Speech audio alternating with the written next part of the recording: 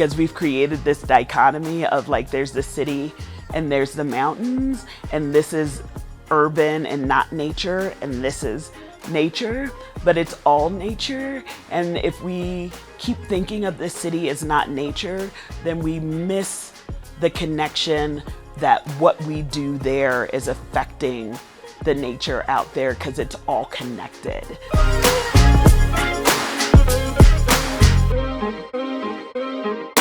Hello everyone, I'm Christopher Smith here at Ramble headquarters, and this is live from inside the tent. Today we have a special guest, Parker McMullen Bushman. That is I. I will allow them to introduce themselves thoroughly. Go ahead. All right. Hello, everyone. My name is Parker McMullen Bushman, aka Kween Werk.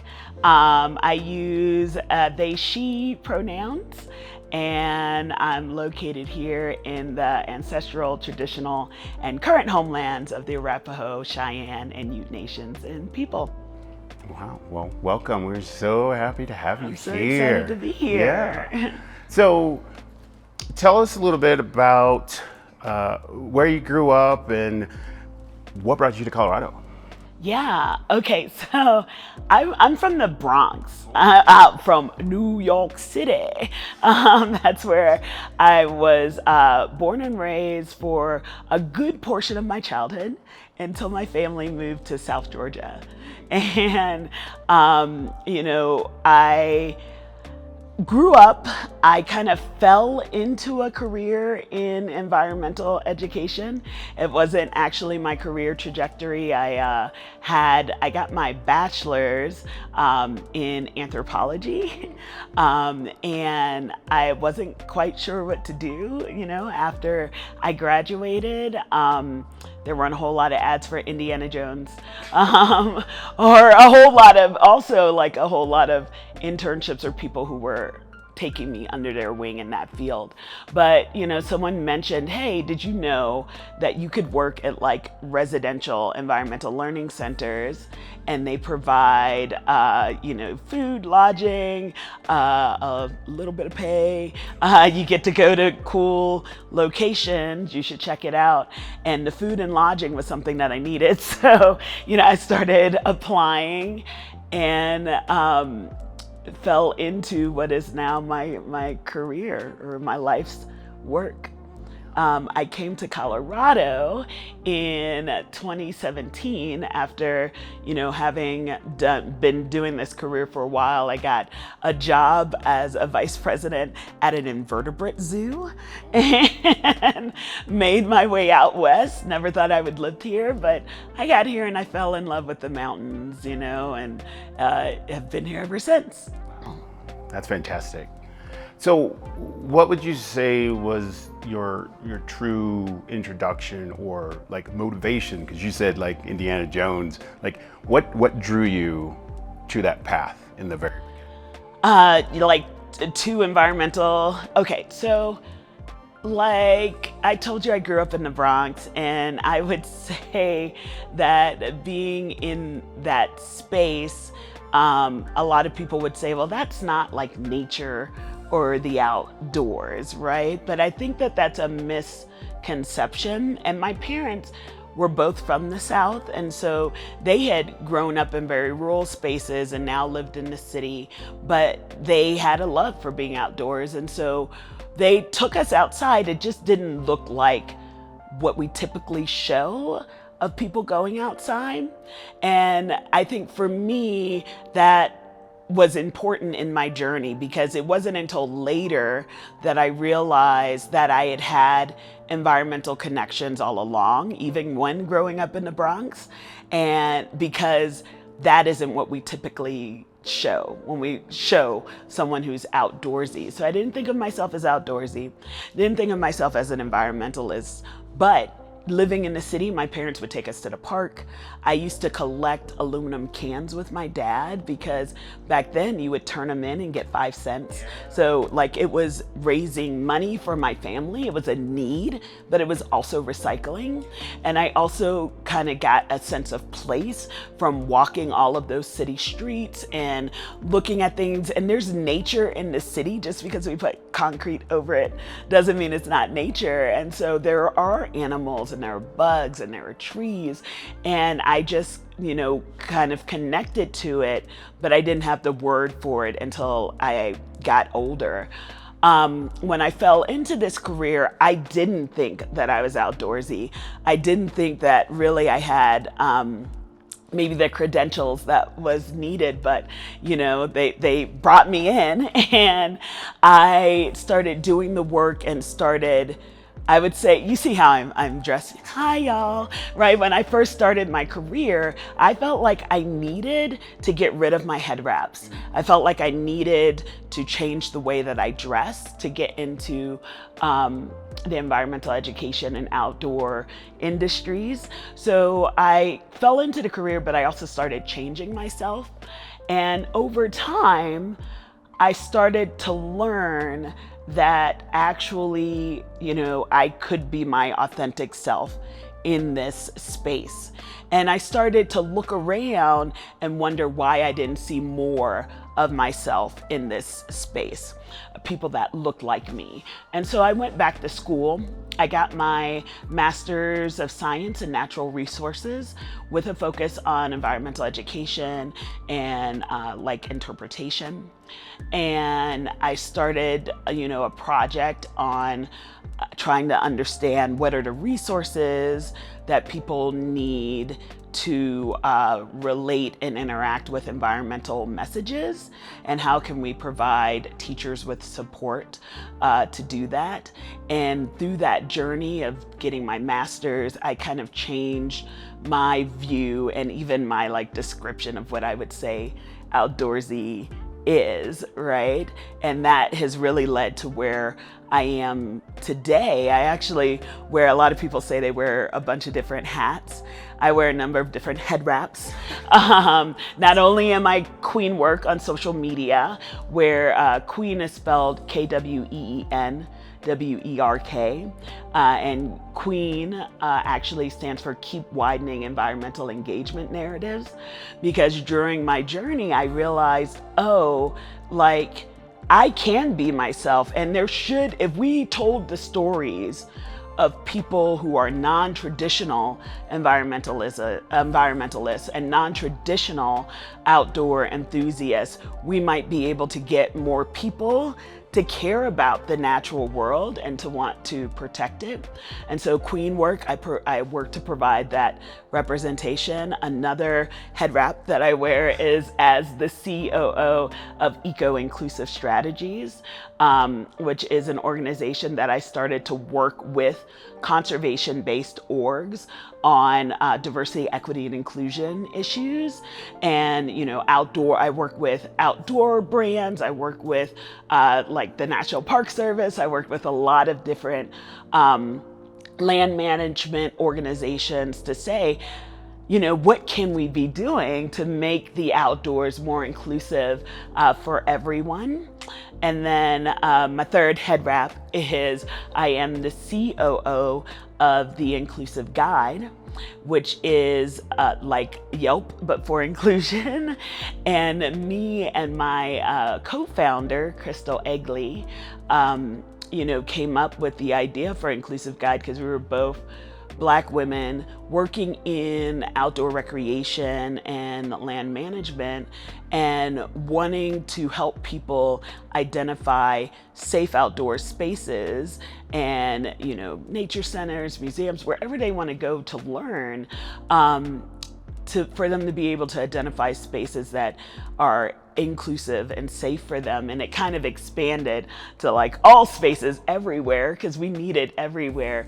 But it started out with that kernel of wanting to be safe when we go into the outdoors. And so my career kind of took this journey. It wasn't what I thought it would be when I started out, but I took, over time, my definition of being an outdoors person shifted, and I knew that it definitely included my experiences, and what I wanted to do to make the outdoors more inclusive for other people like me has also shifted over time. Wow. I mean, I'm the inclusive guy also. I kind of dug into that a bit and was getting some, dare I say, Green Book vibes on why it was necessary and why it's needed and why it needs to continue. Is there a path forward for it to expand? Yeah, definitely. And it's interesting that you said Green Book vibes, because that's, what we were going for, but we expanded it.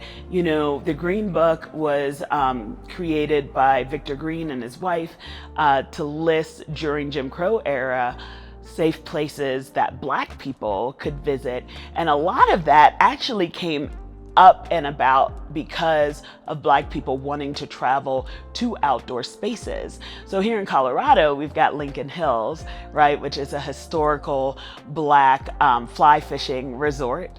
And it was one of a kind during its time west of the Mississippi River.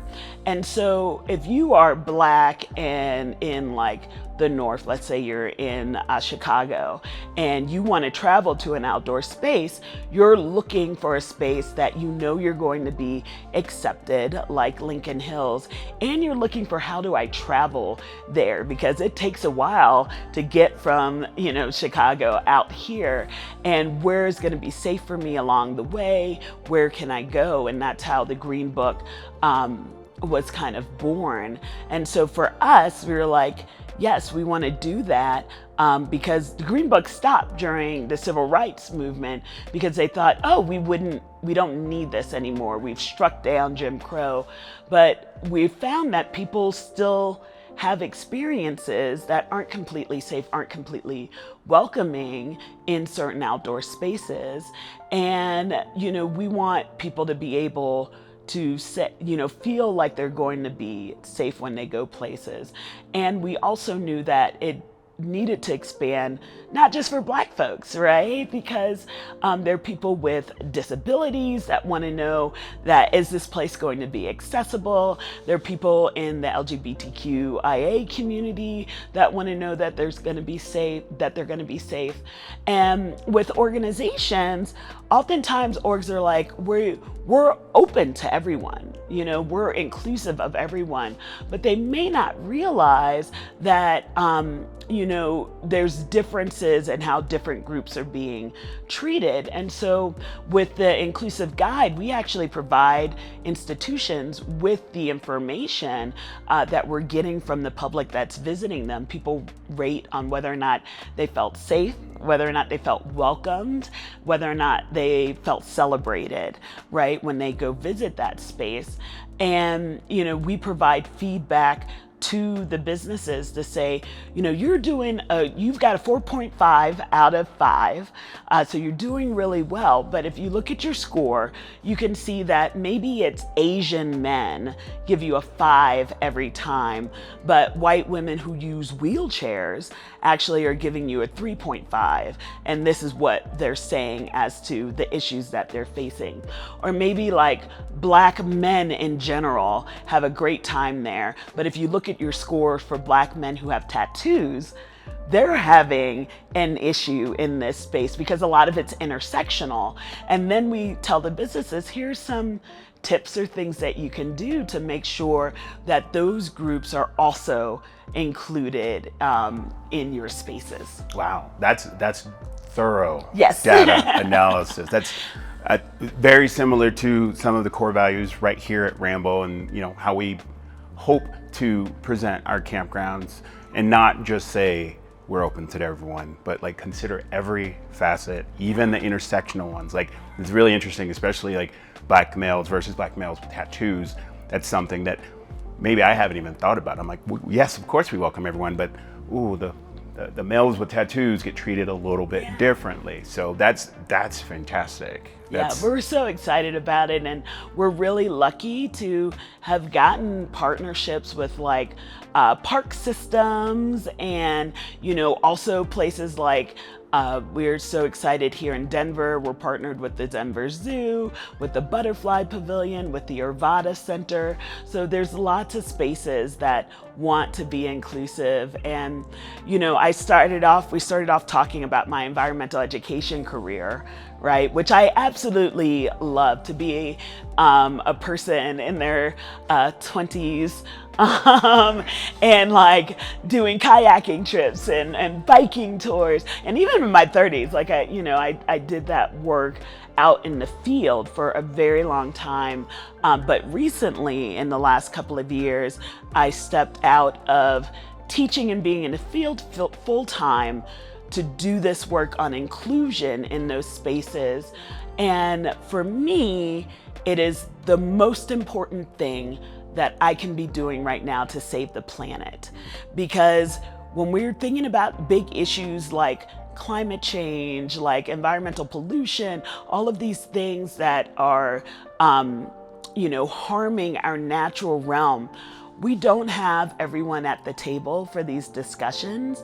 And the only way that we are going to create solutions that can be utilized by multiple communities is to be able to have those discussions within multiple communities. And a lot of our organizations that are, in the conservation and outdoor recreation fields don't necessarily have the tools needed to do that. And so I feel like, through the different things that I'm doing, being able to provide those tools gets us closer to our goal. And so I'd rather be leading kayaking trips, but I think that it's pretty important work. Oh, it is, and we appreciate you taking the charge. So speaking of, complete inclusivity, can you tell us about the impact of becoming a voice for the LGBTQ community, and what has that been like for you? Wow.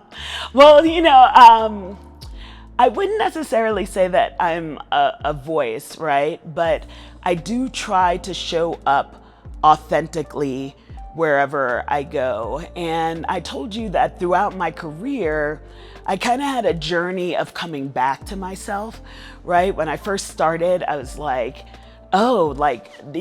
people don't wear bright colors. And, I better get rid of my head wraps. I better get a fleece. I want to be able to fit in, right? And so that meant to me changing myself. And over time, I realized more and more that me showing up as my full authentic self is really empowering, not only for me, but for other people in the community. And I had not come out, right? My immediate family knew, but it was something that I kind of kept hidden from the public, and from, kind of kept that side of me hidden, like so many other things. And last year I made the decision, like I've always tried to be a vocal advocate for LGBTQIA 2S+, issues and rights, but never identified myself as being a part of the community. And last year I decided to come out, and it was a little bit of a, I hate to say that, it also was a little bit of a push, because as I gained following on my social media platforms, people started to leave messages, trying to talk about that side of my life. And I realized that, I don't need to hide this. I don't need to be ashamed of this. And actually, I've probably been doing a disservice by not being my full self. And so I came out publicly as pansexual. And, I started talking about that a little bit, and also just continuing my advocacy for LGBTQIA2S+ rights, which I think is really important, especially like the world that we're living in now, where there are so many rights that are being taken away, and there's so much legislation coming up that it can be really scary. And so having vocal voices and people who are willing to say, not only am I an advocate for this, but I'm a part of this community. I'm not going to be ashamed to be a part of this community. And just thinking, so in June, at the same month that is Pride Month, we also celebrate Loving Day, which is when they made interracial marriage legal in the United States not that long ago, like in the 1960s. And, for me, thinking about the fact that so many parts of my identity intersect with these places where in the past it was not accepted, and we had to fight and advocate for those rights. And so I realized that I cannot be quiet about who I am, and that me providing representation gives other people permission to also talk about who they are in an authentic way. Yes, yes, yes, I agree 100%. So along with that, I'd say maybe before or after, you becoming your full authentic self, have you dealt with any barriers or limitations or frustrations in this space? Silly question. Yeah, a little bit. I mean, we all deal with barriers and frustration. Everyone out there, no matter what your identity is. But I can speak to the barriers and frustration that come particularly for my identity. And, first off, it was the fact that I did feel like I had to change coming into this space, and also that I was judged a little bit differently. I worked in places all over the United States. One of my previous employers told me that they almost didn't hire me. They said this years after I was working there, but that they almost didn't hire me because they were worried about bringing a Black person into a rural space like that, and if I would be able to make connections with people like the watermen that were out there and the hunters and things. And some of those people were like my best buds. Like, I'm serious. Like, I had one person who would just drop me off like a full deer, ungutted. Wow. Just out like, you want some venison? Here you go. And I learned how to like gut and skin a deer, and also learned how to do the same with like ducks and geese, because I built those relationships. But, people see me differently. They didn't necessarily think that I could do those things. And even when I got to be in positions of leadership, I was always considered to be, I worked at one place where I was director of education, but oftentimes guests who would come, because it's a residential site, so the way it works is people come in for like a 3 or 5 day program, and we would take them out into the ecosystem, and like they would learn about the beach or the marsh or whatever. But the guests would come in, and folks who hadn't met me yet would assume that I either worked in the kitchen or that I was housekeeping. And I would be setting up in the evenings to do an evening presentation, and folks would come in and be like, oh, they got you working so late. I thought housekeeping would be gone by now, right? So there was the constant assumption that I was not in the positions that I was in, that I was not an outdoorsy person, or that type of person who would be leading their trips or doing that type of work. And still today, I get things when I'm out on the trail, because I do dress colorful, maybe not like this is extra colorful today. I wanted to impress you. It's working. Chris. Okay. Extra colorful today. But, I will wear, a pretty colored head wrap and my hiking pants are, pink and purple or whatever. And people will come up to me, like they will divert from their path. They come up to me and be like, whoa, you're colorful. And like I hope I didn't blow out the mic. Whoa, you're colorful. But like, sometimes I tell people that and they'll be like, oh, well, that was a compliment, right? And I would say, wait. That's not a compliment. Like if someone came up to me and they're like, I really love your colorful head wrap, like that would be a compliment. But like, whoa, you're colorful is a statement of fact that I am showing up differently in a space that they're not used to seeing color. And if I were to walk up to them and say, whoa, you're monotone, right? No one would say that as a compliment, right? But, people I think are shocked to see folks that are different than them, right? You're like carrying your gear on the trail and folks will be like, do you know what to do with all that gear? Because they assume because, I'm plus size or because I'm Black and they don't usually see people like me that I'm a novice and not someone who hikes all the time, right? And so I think that's another conversation that we have to have in the bigger community about how do we put aside some of our assumptions, because we are trying to make these places inclusive and we out here, we love the outdoors and we want, I would say there's so many communities that haven't been traditionally represented that are so excited to be involved. And we have to make sure that once they get there, that they are having experiences that, tell them that they're welcomed and not experiences that tell them we didn't expect you to be here and you're a little weird. So I'm not weird. Weird is fine. Weird is okay. Perfect. No, I am weird, but I'm cool with it. Right? Yeah, own it. And you should be too. Yes. Well, thank you.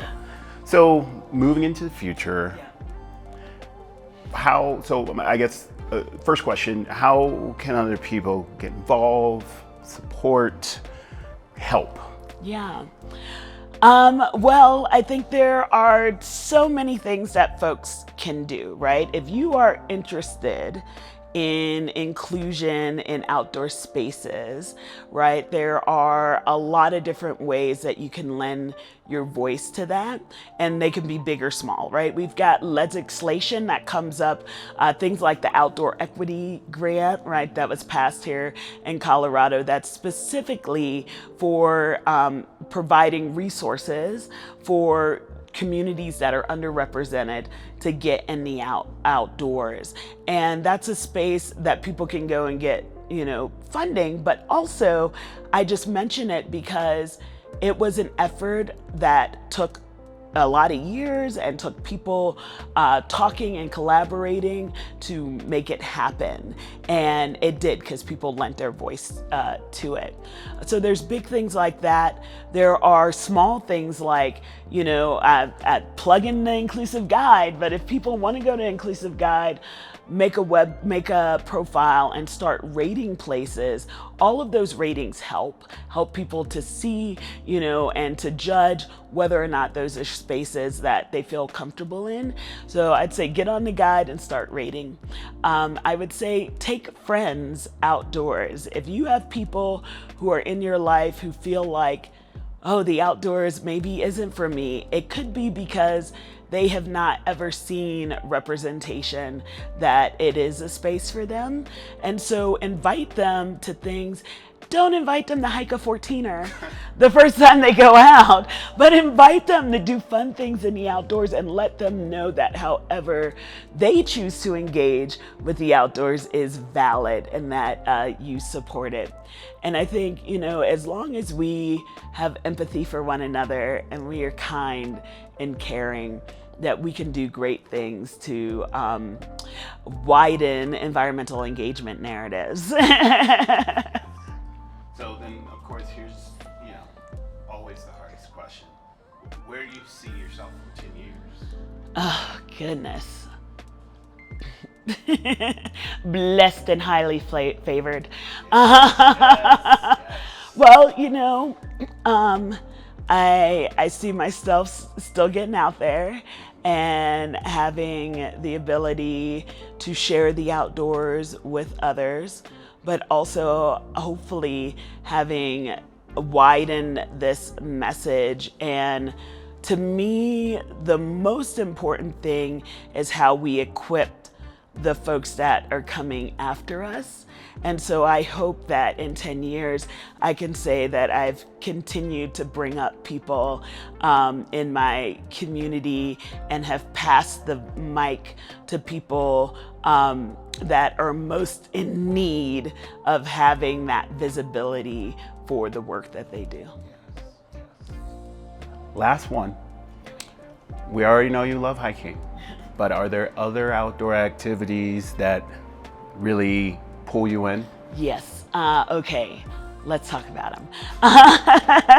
Yeah, I love hiking, but I love camping, right? I think it's fun to be outdoors. I love camping with my family. I am more of a drive up camper than like a hike in camper, but it's like such an amazing opportunity to spend a length of time to really get to know an outdoor space, right? Rather than just passing by. I like to do nature journaling outside. It's another thing. And art when I have the opportunity. Sometimes I just like to sit and breathe and be next to a tree and just like try and slow down and feel that pulse of the planet all around me. Yeah. I might be able to help you with a place where you can accomplish all of those things. I don't know. But also, can I also say though, like I've named a lot of stuff that are kind of far off, right? Things, but I think that it's important to understand. I also like just walking around my city block. Yes. I like going to an outside shopping mall sometime, right? Like being outside isn't just the 14ers, right? And so I like to throw those in as well to just remind people, because we've created this dichotomy of like there's the city and there's the mountains, and this is urban and not nature, and this is nature, but it's all nature. And if we keep thinking of the city as not nature, then we miss the connection that what we do there is affecting the nature out there, because it's all connected, right? And people think of it as being something separate. So I'm sorry, I think I cut you off, but I just wanted to say that was actually a solid point. Please take me to the Ramble camping ground. We certainly will. Because I got the tour of your prototype place, and it is baller. Like thank you. We try. Yeah, that's amazing. Well, Parker, I could talk to you for hours, and this has been fantastic. So can't wait to have you out at the campgrounds. Can't wait to see what Kween Werk puts out in the next few years. And thank you so much for being a guest today. Yes, it's my pleasure. Thank you for having me. Absolutely.